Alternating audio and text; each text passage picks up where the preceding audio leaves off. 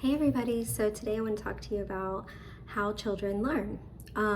This also goes with how adults learn, but children learn through experiences. They learn best through experiences, what they see, hear, taste, smell, especially those experiences that they're interested in, that they're having fun with. That's why it's really important to allow the children to, if you can, allow them to take ownership of their own learning. Find out what they're interested in and then tailor your instruction around that. So I don't know if you remember from school, but the social interaction theory goes along with the zone of proximal development, which was Vygotsky.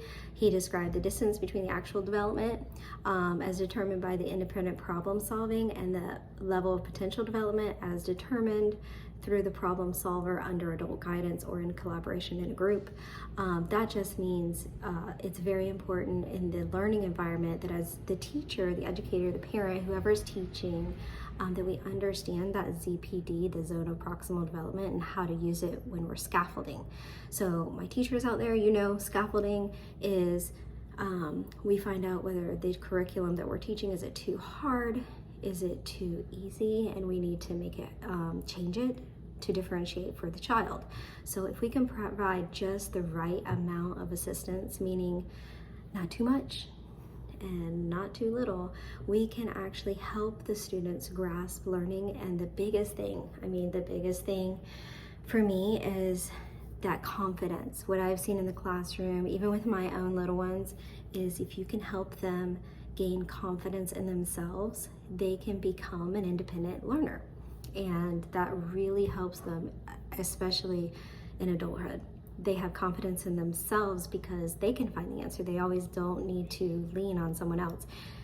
And that's really hard as a teacher and as a parent because you always want to help, especially those that are struggling. When I was in the classroom, I had many students that struggled really hard and you really want to help them, but you have to hold back and allow them to have those little tiny bits of confidence as they earn confidence in themselves as they start learning on their own, and it gives them that confidence that they can do it. I had wonderful teachers growing up. I was very lucky that allowed me to do that because I didn't have a lot of confidence growing up, and for me that was big when I felt like, wow, I can do this. But if you have a parent or a teacher, when a child comes to you and they have a question and you always just give them the answer, they're going to be dependent on you. And you want them to be independent thinkers, learners, independent in life, leaders. So that's a big thing. Try to hold back a little bit. Give them, if they're really struggling, help them. Give them some hints, but guide them along the way so that they feel like they can do this. That's really big. So as a parent, a teacher, a former administrator, I find myself striving to develop a love of literature in my children. And I really want one that surpasses their doubts of failure, that will really transcend them beyond the I can't to the I can mentality.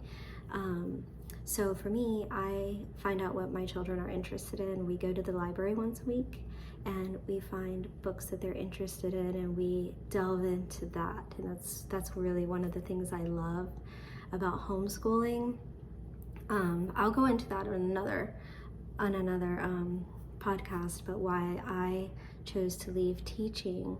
I teach college now, but why I chose to leave teaching and I teach my little ones at home, it's a decision that I feel is one of the best decisions I ever made in my life, and I'm so happy about it because I get to see these milestones every day that my children are making, and I can also instill in them our values and really see where they're struggling, not miss a beat with that.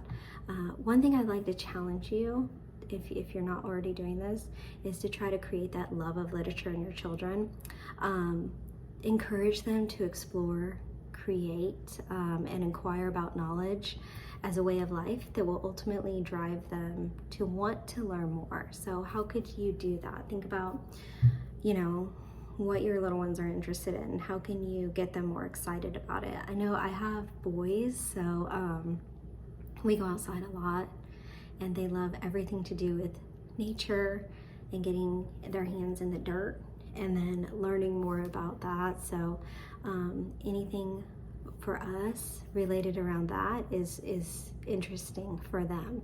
And the trick is, when you're a teacher or even a homeschool mom, you are teachers, is making your curriculum around, creating it around their interest and then delving in from there.